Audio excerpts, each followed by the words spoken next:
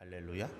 아, 날씨가 계속 무더운 가운데 있습니다. 아마 9월 중순, 9월 말까지도 이 무더위가 계속되지 않을까 그런 생각을 하고 있습니다. 하나님께서 우리 가운데 강건한 은혜 주셔서 우리 몸과 마음과 영혼이 다 주님의 은혜 안에서 평안하고 복되시기를 소원하고 축복합니다.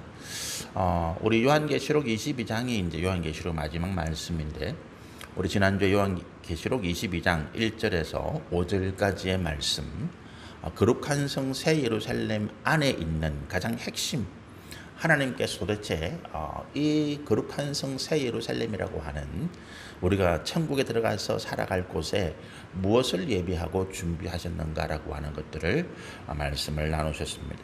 그 가운데 핵심은 하나님과 어린 양의 보좌, 그리고 그 보좌 밑에서 흐르는 생명수 강, 그리고 그 생명수 강 양편에서 생명나무가 달마다 열매를 맺는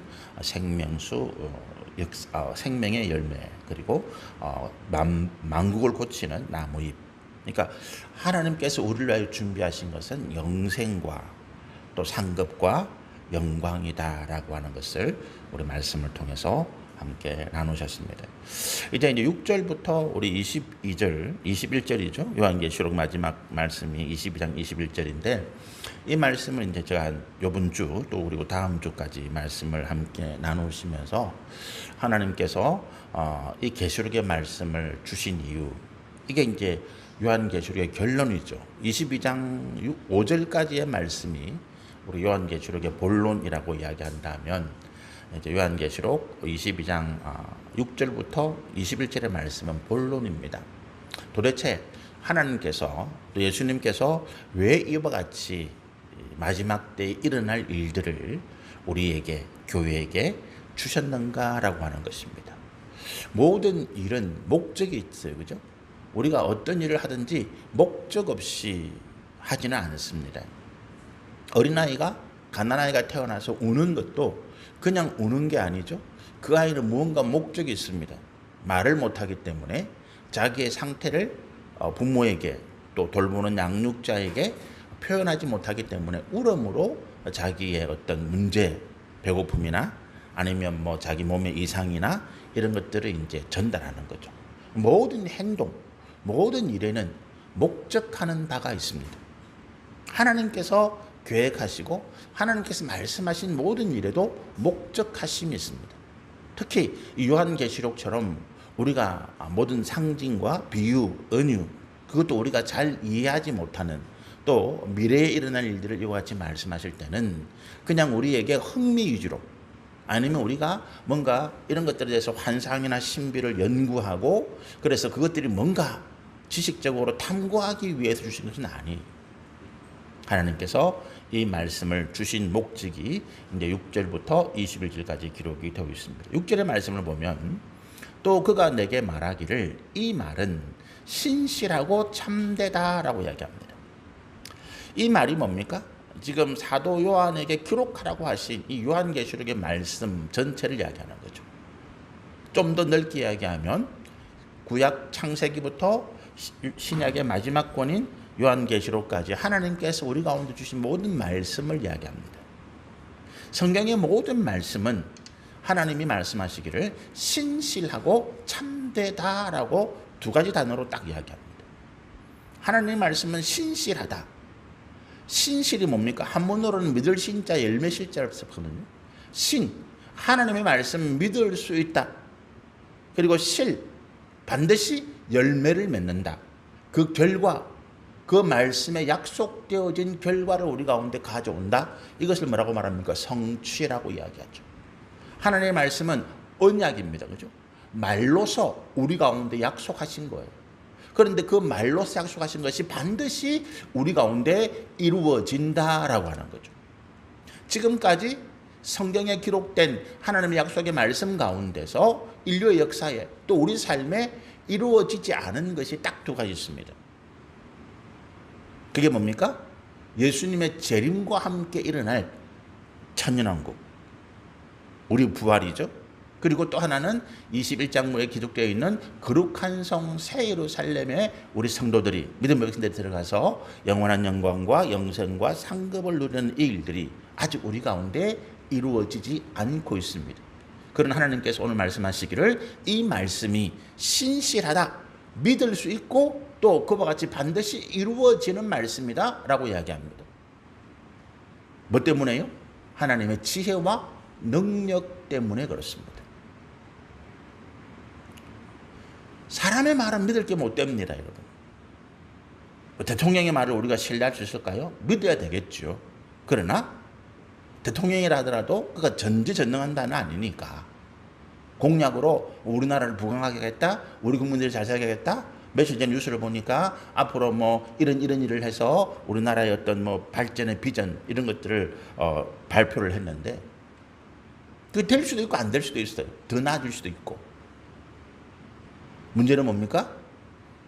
우리가 그 약속을 받아서 그것이 반드시 될 것이다 이렇게 믿지 못한다는 거죠. 다만 그렇게 하기 위해서 대통령이든 국정을 책임지는 사람이든 우리 국민들이 최선을 다하자. 저는 그렇게 이해를 해요. 최선을 다하자. 우리가 이런 방향으로 이런 목표로 가고 있으니까 거기에 최선을 다하자. 하나님은 지혜와 능력이 한이 없으신 분이시다. 그래서 그분이 말씀하시고 그분이 계획하시고 우리 가운데 약속하신 것들 가운데서 이루어지지 않는 것이 없더라. 성경의 창세기부터 모든 말씀들이 다 이루어졌고 다만 요한계시록에 기록되어 있는 이 두 가지 사건, 예수님이 재림하셔서 우리 믿음 안에서 죽었던 자들이 다 부활하고 그리고 예수님이 우리 가운데 약속하신 천년왕국에 들어가는, 천년 동안 이 땅에서 왕노릇하는, 그리고 그 천년왕국이 끝난 다음에 하나님께서 예비하신 거룩한 성 새 예루살렘에서 영원토록 영광과 상급을 누리는 이 영광스러운 삶의 약속이 우리 가운데 남아있는 거죠. 근데 우리가 어떻게 신뢰할 수 있습니까? 하나님이 과거에, 성경에, 또 우리 역사에, 우리 삶에서 하나님이 약속하신 것들이 다 이루어지고 있더라는 거예요. 우리가 하나님께 기도했던 모든 일들이 이루어진 것이 우리의 증거고 우리 삶에서 하나님께서 약속하신 모든 것들이 하나씩 이루어지고 있는 것들이 우리의 증거다. 믿음의 선진들, 제가 이제 9월 달부터 믿음의 선진들에 대한 말씀을 준비하고 있는데 그들의 삶을 왜 우리가 보느냐? 그들의 삶 가운데 함께 하신 하나님을 보는 거예요. 그 사람을 보는 것이 아니고 그들의 삶 가운데 하나님 어떻게 역사하시고 어떻게 간섭하시고 그들에게 말씀하신 것들이 어떻게 이루어졌는가라고 하는 거죠. 그걸 통해서 우리는 어떻습니까? 간접적으로 우리가 그렇구나.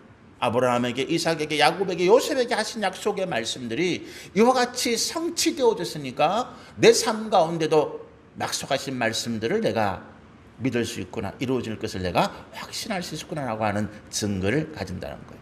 그래서 믿음은 보이지 않는 것들, 바라는 것들의 증거다. 성경이 우리 가운데 증거를 주는 것이죠. 그리고 참되다, 거짓이 아니다, 진실이다라고 하는 것을 말합니다. 그러면서 6절에 계속 말씀하시기를 주 곧 선지자들의 영의 하나님. 선지자들의 영의 하나님이 누구십니까? 선지자의 영은 성령이잖아요. 그 성령 하나님께서 반드시 속히 되어질 일들을 그의 종들에게 보이시려고 그의 전사를 보내셨다라고 하는 거죠.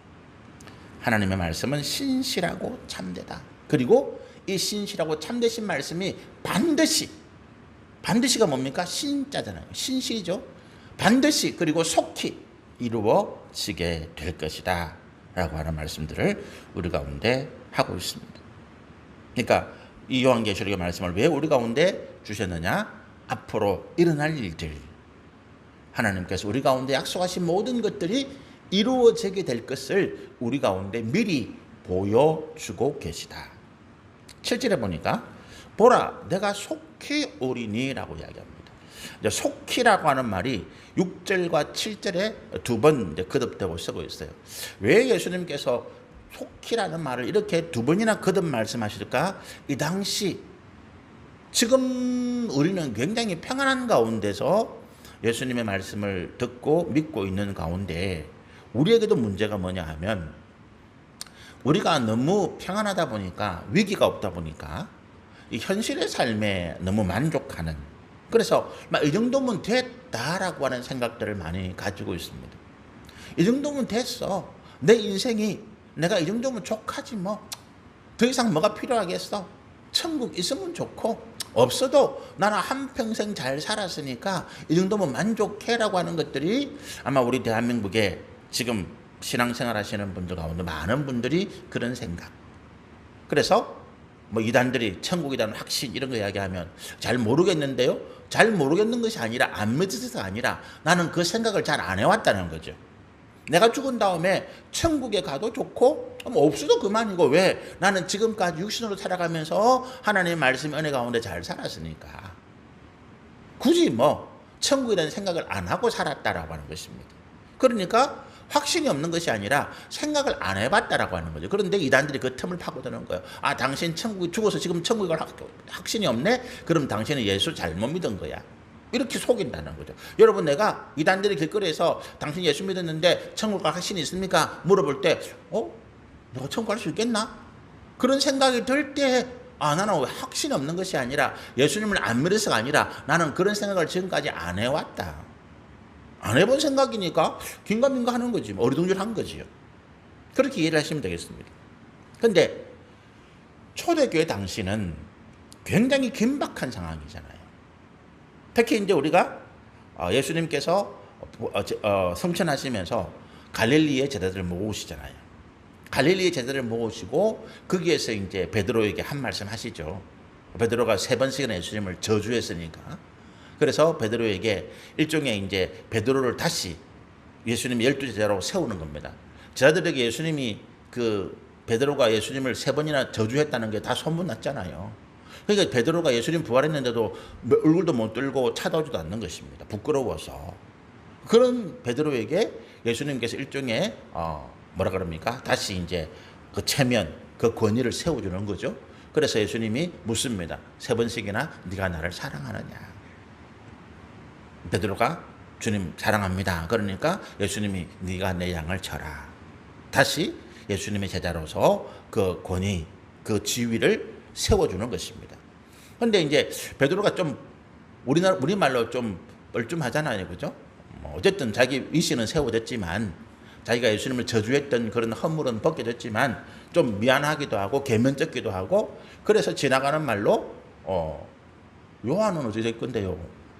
베드로가 가장 경계하고 시기하는 제자가 요한이거든요. 사도 요한. 이 말씀을 기록한. 사도 요한은 항상 예수님의 품 안에 의지하는 자다. 이렇게 이제 표현하고 있습니다. 밥을 먹을 때 유대인들이 이제 앉아가지고 예수님 품에 비슷 다빈치가 맞나요? 그린 그 그림을 보면 그게 이제 예수님이 가운데 앉아 있고 예수님 오른쪽에 왼편에 있는 사람이 이제 베드로예요. 머리가 벗겨진 사람. 그리고 이제 예수님의 오른편에 좀 머리가 길고 여성스럽게 표현한 제자가 있는데 그가 비스듬하게 예수님께 기대 있어요. 그 사람이 사도 요한입니다. 이제 그렇게 그린 거죠. 어쨌든요. 이 사도 요한에게 베드로가 뭔가 좀 경쟁심도 가지고 있고 또 예수님의 어떤 사랑을 독차지하려는 걸 좀 기분 나쁘게 생각하는 베드로가 그렇게 묻는 것입니다. 예수님, 이 요한은 어찌 될 건데요? 저는 뭐 나중에 마지막에 예수님 말씀처럼 제가 띠띠 뭐 순교한다. 뭐 그렇게 가는 거 저는 좋은데 사도 요한은 그럼 어떻게 될 건데요? 이렇게 물었단 말이죠. 그게 예수님 뭐라고 대답하십니까? 야, 그게 문제하고 상관이 있는데 내가 이 요한을 내가 다시 올 때까지 살아있다라고 하더라도 그건 네가 뭔 상관이냐. 너는 네 일 해라 이 말이거든요. 제자들 간에 형제 간에 경쟁하지 말고 싸우지 말고 시기하지 말고 질투하지 말고 각자가 받은 사명에 충성하면 된다. 예수님의 말씀 이 말씀이에요. 여러분 우리가 형제들 간에 시기라고 하는 것, 경쟁이라고 하는 것이 얼마나 우리 삶을 피폐하게 만들고 우리를 굉장히 실패와 좌절과 나락으로 떨어뜨리는지 우리 잘 알고 있습니다. 의대에 얼마나 많은 사람들이 죽을 힘을 내서 가잖아요. 대한민국에서 의대 갈 것 같으면 0.01%의 어떤 수재들, 공부 죽으라고 한 친구들. 그런데 그 열심히 간 친구들 가운데서 또 등급이 나뉘는 거예요. 그래서 그 수재들이 밤잠을 자지 아니하고 수련하는 가운데 선배들이나 스승으로부터 너 바보야, 멍충이야 욕을 듣는 것입니다. 죽을 것 같은 자괴감을 느끼는 거예요. 경쟁이 우리를 망칩니다, 여러분. 여러분 절대로 자녀를 서로 비교하거나, 아니 형은 이런데 너는 왜 그래 못났어? 아니 동생이 이렇게 잘하는데 형이 돼가지고 그게 뭐야? 그 말은 자녀를 죽이는 말입니다. 시기하고 질투하고 경쟁하는 것은 하나님이 원하시는 우리 삶이 아닙니다. 못난 사람은 못난 대로, 잘난 사람은 잘난 대로 각자가 하나님께 받은 믿음의 분량으로 순종하고 충성할 때 하나님께서 우리 가운데 은혜를 베풀어 주시는 거죠. 15달란트 받은 사람은 5달란트 남기는 거예요. 1달란트 받은 사람은 1달란트만 남기면 되는 겁니다. 그게 하나님께서 우리가 주시는 은혜예요. 근데 베드로가 이제 그렇게 물은 거죠. 그러니까 예수님이 야, 그건 네 뭐 상관없어. 네 시기하지 말고 질투하지 말고 경쟁하지 말고 베드로는 네게 받은 일만 잘하면 돼. 근데 그 이야기를 들은 제자들이 오해를 한 것입니다. 아, 예수님이 재림할 때 사도 요한은 살아있는데 우리는 다 죽는데 우리는 다 순교하고 우리는 다 죽을 텐데 요한만 살아있는데 야, 역시 예수님이 사랑하는 제자는 다르구나. 뭐 이렇게 된 거예요. 그래서 엉뚱한 소문이 난 겁니다. 예수님이 사도 요한이 살아있을 때 예수님이 오실 때가요. 근데 보통 이제 이 당시 예수님이 이제 부활하실 때 제자들 나이가 20대 후반, 30대 뭐 초반 이 정도 됐을 거니까 예수님이 뭐 길어도 3, 40년은 안 오시겠나. 그 당시 평균 수명이 뭐 얼마나 될지 모르겠지만 어쨌든 뭐 60, 70이라 보면 3, 40년은 예수님이 오시겠지. 요한이 그때까지 살면 그런 생각을 했는데 뭡니까? 이 예수님이 안 오시는 거예요.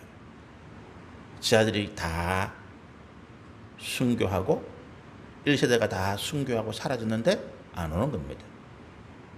사람들 간에 의심이 생기는 거죠. 예수님 오신다는 거 안 오는 거 아니야? 혹시 이 땅에 안 오고 천국에서 그냥 막 우리를 기다리는 거 아닐까? 어떤 사람들은 재림은 없어. 그런 게 어디 있어? 그냥 우리가 이 땅에서 잘 먹고 잘 살면 돼. 이제 그런 생각들이 팽배하고 또 그런 생각들 때문에 고난과 핍박과 환난을 피하는 사람들, 배교하는 사람들, 육신의 정욕과 탐심을 따라 살아가는 사람이 생겨나기 시작했다는 거죠.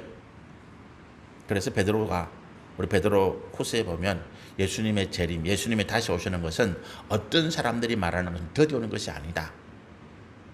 하나님에게는 하루가 천년 같고 천년이 하루 같다. 너희가 생각하는 것과 하나님의 계산은 다르다. 시간은 다르다.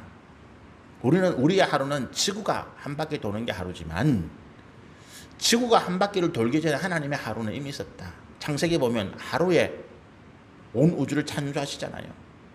그 하루가 어떻게 지구가 한 바퀴 도는 시간이 되겠습니까? 아니라고 하는 거죠. 시간법이 다르다.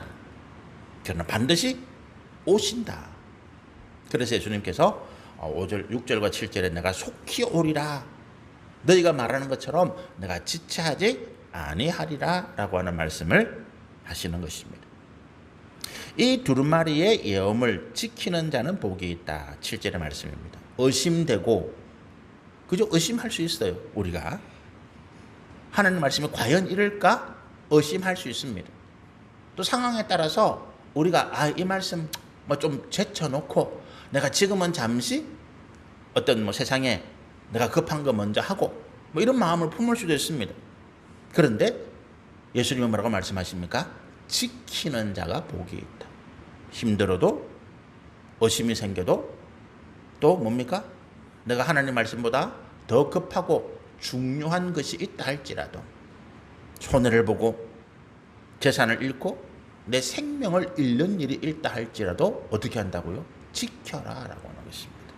지켜라.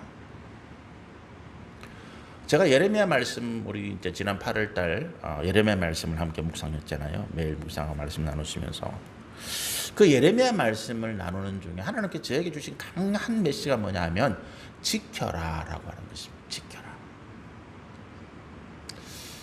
지켜라. 솔직하게 말씀드리면 제가 빨리 좀 은퇴할 나이가 오면 좋겠다. 왜? 저도 뭐 이 상황이 답답하기도 하고 깝하기도 하고 그래서 힘든 때도 있고 그래서 빨리빨리 좀 은퇴하고 좀 묵혀 쉬고 그냥 뭐 오늘 할 일 다 하고 그냥 했으면 좋겠다. 근데 그게 지키려고 하는 마음은 아니지요. 그냥 설렁설렁 시간 보낸다고 하는 하나님께서 제 마음을 아셨는지 지켜라.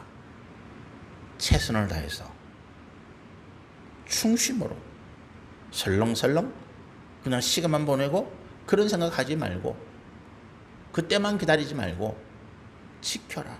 최선을 다해서 열심을 다해서 지켜라. 네가 할 수 있는 그 상황에서 지켜라. 말씀을 지켜야 할 줄로 믿습니다. 말씀을 지키는 자가 어떻다고 실제로 보니까 복이 있다. 지키지 못할 상황에서 지키는 것입니다. 내가 지키기 쉬운 것 그거 내가 해놓고 예수님 내 말씀 지켰어요. 안 통한다는 것입니다. 지키지 못할 상황, 힘들고 어렵고 고통스럽고 이렇게 해서 과연 될까 싶은 의심이 드는 상황에서 내 생명과 재산의 위협을 받는 자리에서 말씀을 지켜라. 그걸 지키는 것이다. 내게 가장 귀한 것 있다면 어떤 위급한 상황에서 요즘 차를 타고 이렇게 고속도로 가다 보면 뒤에 이런 문구를 붙이고 있어요. 사고가 났을 때 제 아이를 먼저 구해주세요. 부모의 마음이겠죠. 그죠? 위급한 상황에서 자기의 생명보다 자기의 자녀를 먼저 구하고자 하는 마음. 그게 부모가 자녀를 지키는 마음이잖아요. 생명이 위급한 상황에서. 물에 빠진 부모와 자녀가 있는데 소방관에게 부모가 죽어가면서 제 자녀를 먼저 구해주세요. 지키는 거잖아요. 내가 지키지 못할 상황, 지키지 못할 자리에서 지키는 것. 그게 신앙입니다, 여러분. 그게 빛나는 거예요. 그게 하나님께서 칭찬하시고 영광과 상급을 주실 믿음입니다. 그게 복이 있다는 거죠. 8절을 보면서 이것들을 보고 들은 자는 나 요한이니 사도 요한이 자기의 신앙을 고백합니다. 내가 듣고 볼 때에 이 일을 내게 보이던 천사의 발 앞에 경배하려고 엎드렸더라. 사도 요한이 지금 예수님의 말씀이 이제 직접 선포되는 것이 아니라 천사를 통해서 대언되고 있는 거죠. 그렇죠? 예수님이 직접 말씀하신 것이 아니고 천사가 예수님의 말씀을 대언하고 있습니다. 그런데 이 사도 요한이 너무 영광스럽고 이 말씀을 대언하는 천사가 너무 거룩해 보이니까 하나님처럼 보일 거 아니에요. 그러니까 그 발 앞에서 경배하려고 합니다. 그런데 여러분 이 경배라고 하는 것이 단순히 상대방에게 예의를 표하는 게 아니에요. 우리가 뭐 대통령을 만나서 인사를 하고 허리를 굽히고 머리를 숙이고 나보다 나이 많은 어른을 만나서 머리를 숙이고 허리를 굽히고 이것들이 뭡니까? 일종의 예의입니다. 그런데 여기서 말하는 경배라고 하는 것은 완전히 복종한다라고 하는 의미입니다. 그 발끝에 엎드리는 거예요. 발끝에 머리를 엎드리고 완전히 오체투지라는 말을 알잖아요. 그죠? 몸을 쫙 펴는 것입니다. 나는 당신의 종입니다. 당신이 나를 어떻게 해도 상관없습니다. 당신이 그 머리를 내 발로 짓밟아도 나는 거기에 복종하겠습니다라고 하는 것이 경배예요. 그러니까 어떻게 합니까? 이 사도 요한이 천사가 너무 영광스럽게 보이고 너무 거룩하게 보이고 하나님의 말씀을 대언하니까 또 그에게 각종 놀라운 환상과 이런 신비한 경험들을 보여주니까 하나님처럼 생각한 거죠. 그랬는데 9절에 천사가 말합니다. 그가 내게 말하기를 나는 너와 내 형제 선지자들과 또 이 두루마리를 말을 지키는 자들과 함께 된 종이니. 천사가 자기의 신분을 이야기합니다. 나한테 내가 하나님 아니야. 나는 너희처럼 하나님을 섬기는 종이야. 나는 지금 하나님의 심부름꾼일 뿐이야. 그러면서 어떻게 합니까? 내게 경배하지 말고 그리하지 말고 하나님께 경배하라. 종이 주인의 권세를 대신할 수 있습니다. 그죠? 종이 주인의 권세를 대신할 수 있는데 종이 주인이 받아야 할 영광과 경배를 받을 수는 없습니다.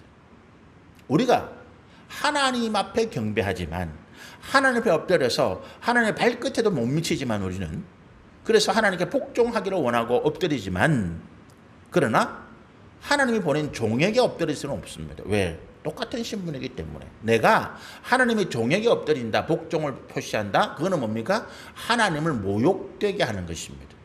오히려 하나님 앞에 불충성하는 죄입니다. 그러면 여러분 계속 거듭해서 말씀드립니다. 교회 목사들이 자기를 무슨 거룩한 종이다 높이면서 성도들에게 복종을 요구합니다. 내 말이 하나님 말씀이야. 너희는 하나님 말씀처럼 내 말에 복종해야 돼. 내가 시키는 거 뭐든지 해야 돼. 거짓말입니다. 그 말에 속아서는 안 됩니다. 목사들이 하나님의 목회자들이 하나님 말씀을 대언합니다. 말씀에 순종해야지 그 사람에게 복종하는 건 아니에요. 그 사람이 시키니까 목사가 시키니까 그대로 어떤 짓이라도 한다. 요번에 그 있잖아요. JMS인가? 거기에 또 뉴스가 한번 났더라고요. 자기 딸을 이단의 정명석인가요? 그 사람에게 보내서 자기 딸을 성폭행하고 하게 했는데 그 부모는 뭡니까? 내가 하나님에게 내 딸을 바쳤으니까 나는 좋아. 그 우리가 뭐라고 이해를 해야 될까요? 그렇게 세뇌시킨 것입니다. 여러분 아닙니다. 정명석이 아니라 이 땅에 어떤 큰 교회 목사, 위대한 능력을 나타내는 목사라 할지라도 자기가 내가 하나님이다. 너희는 내 말에 무조건 복종해야 돼. 거짓말입니다. 사단아 물러가라고 해야 되는 거죠. 너는 거짓말하는 자라는 거예요. 우리는 하나님의 말씀에 복종할 뿐이다. 같은 하나님을 섬기는 사람입니다. 저는 목사로서 하나님을 섬기는 사람. 여러분은 여러분 각자의 삶의 자리에서 하나님을 섬기는 하나님의 백성. 저와 여러분의 신분은 똑같습니다. 하나님의 종입니다. 10절에 보니까 또 내게 말하되 이 두루마리의 예언의 말씀을 임봉하지 말라. 때가 가까우니라 이렇게 말합니다. 우리 성경 보면 인봉이 뭐냐 하면 이게 두루마리잖아요. 그죠? 편지를 만약에 우리가 보냈다. 그러면 편지를 보낼 때 우리가 봉함하잖아요. 풀로 붙이든지 뭘 붙이든지. 그리고 거기에 다른 사람들이 못 떼보도록 옛날에는 밀랍이라는 게 있잖아요. 초의 성분이죠. 그 밀랍을 이렇게 부어가지고 거기다가 자기의 인장 반지를 딱 찍습니다. 이게 펼쳐지는 부분이죠. 사람이 그걸 떼보면 어떻습니까? 떼보면 그 밀랍이 부서지죠. 봉인이 부서지기 때문에 이게 떼봤나 안 떼봤나를 알 수 있어요. 인봉이 그런 것입니다. 중요한 편지, 아주 중요한 서류, 다른 사람이 보아서는 안 될 비밀 이런 것들이 있을 때 거기에다가 이제 그 두루마리를 돌돌 말아가지고 펼쳐지는 면이 있을 거 아니에요. 겹치는 면 거기다가 이제 이렇게 밀랍 같은 거를 몇 군데 이렇게 떨어뜨려서 거기다가 인을 딱 찍어가지고 봉인해 버립니다. 못 보게 만드는 거죠. 그런데 이사야서도 보면 에스겔서 말씀은 이 말씀을 봉인하라, 인봉하라. 다니엘서도 말씀 보면 이 말씀을 인봉하라라고 하는 말씀이 있습니다. 하나님이 다니엘에게 환상의 계시를 보여주시고 난 다음에 이 말씀을 인봉하라, 봉인하라라고 하는 거죠. 그 이유는 뭡니까? 아직 이 말씀이 일반 백성들에게 하나님께서 다니엘에게 말씀하셔서 다니엘에게 그 말씀을 기록하게는 하셨지만 아직 일반 성도들에게는 이 말씀이 선포되고 전해질 때가 아니다. 좀 더 때가 있어야 된다. 왜? 사람들이 이 말씀을 이해하고 사람들이 이 말씀을 받아들일 지식, 환경 이런 여러 가지 요건들이 맞아질 때 하나님께서 말씀하시는 거예요. 하나님은 우리에게 말씀하시는데 이 말씀이 무슨 말인지 모르겠어. 이게 전혀 알아듣지 못하는 말씀이야. 의미가 없잖아요. 하나님의 말씀은 우리가 그 말씀을 듣고 이해하고 깨달아서 그 말씀을 실천하도록 그 말씀을 순종하도록 하게 해주시는 것인데 말씀을 들었는데 이게 무슨 말이야? 이해가 안 돼. 의미가 없습니다. 하나님께서 다니엘에게 그 마지막 때 일어날 여러 가지 일, 특히 그 마지막 때는 뭐냐 하면 이스라엘이 헬라의 그 지배를 받으면서 이제 로마가 지배할 그 시기까지 우리가 흔히 말하는 신구약 중간기 그 시기에 대한 말씀이거든요.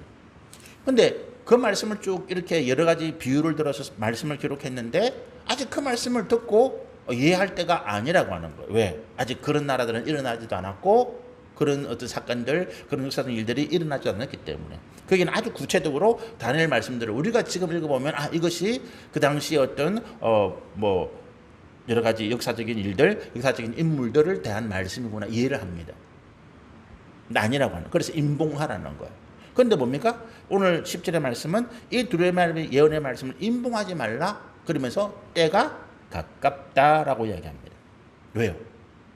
이 말씀을 모든 성도들에게 선포하고 전달해서 이 말씀을 지켜야 되기 때문에 특히 지금 그 환난의 핍박에 그와 같은 극심한 어려움 가운데 있는 성도들에게 믿음을 주고 소망을 주고 하나님의 말씀에 대한 확신을 줘야 되기 때문이죠. 믿음이 없으면 넘어가는 거예요. 쓰러지는 것입니다. 우리를 붙잡는 것은 돈이 아니고 권세가 아니고 명예가 아닙니다. 그것들은 우리를 유혹합니다. 오히려. 그런데 하나님의 말씀 안에 있는 믿음이 우리를 굳건하게 세우는 것입니다. 그래서 이 말씀을 임봉하지 말라라고 이야기하고 있습니다.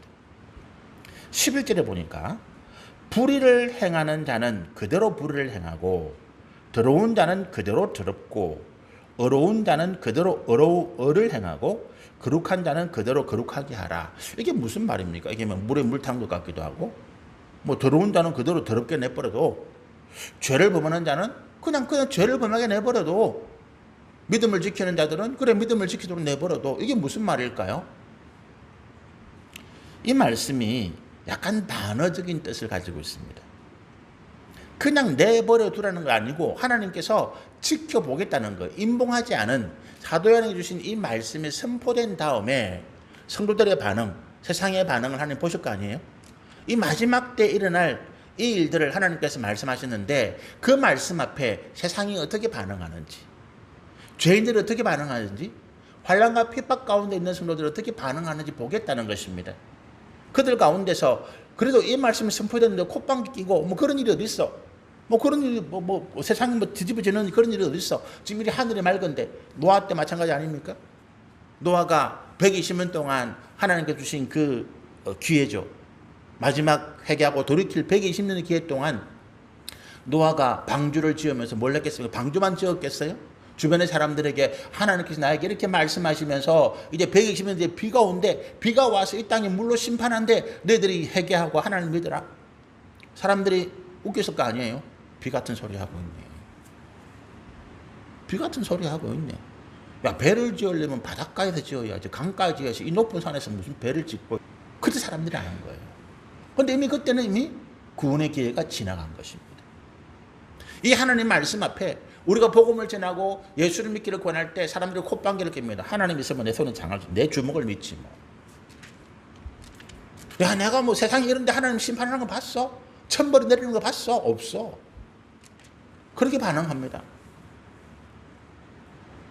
죽어봐야 뭘 아는 거죠.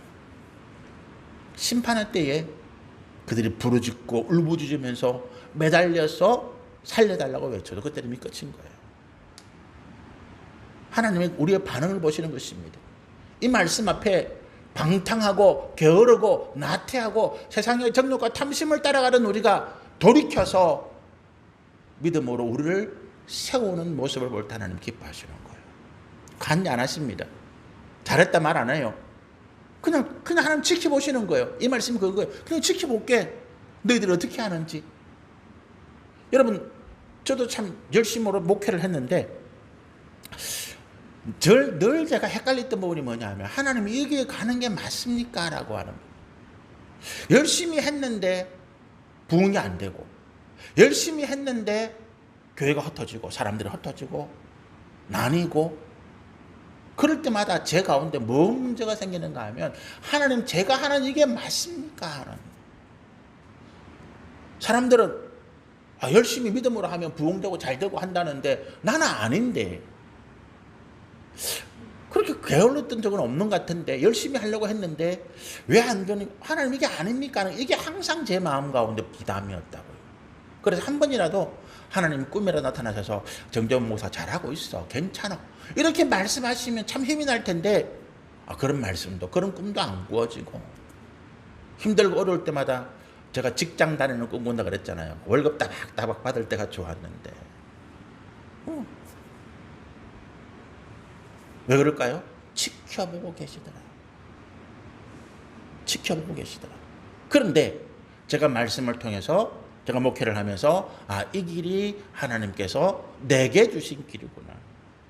내게 주신 길이구나. 목회를 산천명, 만명, 1000명 그렇게 해서 존경받고 그거는 그분의 길이고 나는 내 길이 이거구나. 내 길이 이거구나. 어떻게 해요? 지키는 거죠. 하나님이 지켜보시는 것입니다. 15달란트 맡은 사람, 2달란트 맡은 사람, 1달란트 맡은 사람 하나님이 어떻게 하는 거 모를까요? 압니다. 지켜봅니다. 1달란트 받은 사람들이 게으름 피우는 거 하나님 아십니다. 지켜봅니다. 마지막 때 결산할 때 그거를 다 갚아주시더라. 그래서 어떻게 보면 우리의 믿음은요, 광야 혼자 가는 길이라고 그러잖아요. 혼자 걷는 길입니다. 레이스 혼자 하는 거예요. 그 길을 끝까지 인내하면서 이 말씀 안에서 믿음의 확신을 가지고 나가는 자가 복이 있는 줄로 믿습니다. 11절 말씀입니다. 12절까지 말씀을 마치면 좋겠는데, 보라, 내가 속히 오리니 내가 줄 상이 내게 있어 각 사람에게 그가 행한 대로 갚아주리라. 속히 또 말씀하십니다. 그렇죠? 속히 오시는 거. 예수님 속히 오십시오. 마라나타. 그러면서 예수님 뭐라고 합니까? 내가 지켜본 그대로, 내가 지켜봤어. 내가 불꽃 같은 눈으로 다 살펴봤어. 너희가 어떻게 행하는지, 어떤 마음을 먹었는지, 어떤 삶의 순간에서, 어떤 상황에서 내가 어떻게 했는지 내가 다 지켜봤어. 그리고 너희들이 행한 대로 내가 상을 주고, 상을 줄 사람은 상을 주고, 벌을 줄 사람은 내가 벌을 주마. 이게 뭡니까? 하나님의 심판이십니다. 12절의 말씀부터 우리 다음 주에 조금 더 재림에 대한 예수님의 약속의 말씀이 12절부터 있기 때문에 우리 12절의 말씀부터는 조금 더 우리가 말씀을 나눠보시면 좋겠고요. 지켜보시더라. 힘들어요. 제가 직장생활 할 때도 저는 참 열심히 했는데 열심히 한 대가가 진급이나 이런 거잖아요. 포상이나 이런 건데 그게 다른 사람에게 갈 때 낙심되더라고요. 그럴 때 위에 상사들이 다 지켜보고 있어. 뭔 거짓말 하고 있어. 사람은 그래요. 그죠? 사람은 열심히는 했는데 내가 내 라인에 있는 사람, 내게 충성하는 사람의 상을 주죠. 열심히 한다고 상을 주더라고요. 근데 하나님은 그러세요. 내가 다 지켜보고 있어. 네가 수고하는 것, 네가 고생하는 것, 네가 얼마나 인내하고 믿음으로 지켜나가기 위해서 애를 쓰는 것, 네 헌신, 네 눈물, 네 고통, 네 마음 내가 다 알고 있어. 그리고 내가 다 갚아줄 거야. 우리의 신앙이고 우리의 소망이 되시기를 소망합니다. 우리 같이 한번 기도하시겠습니다.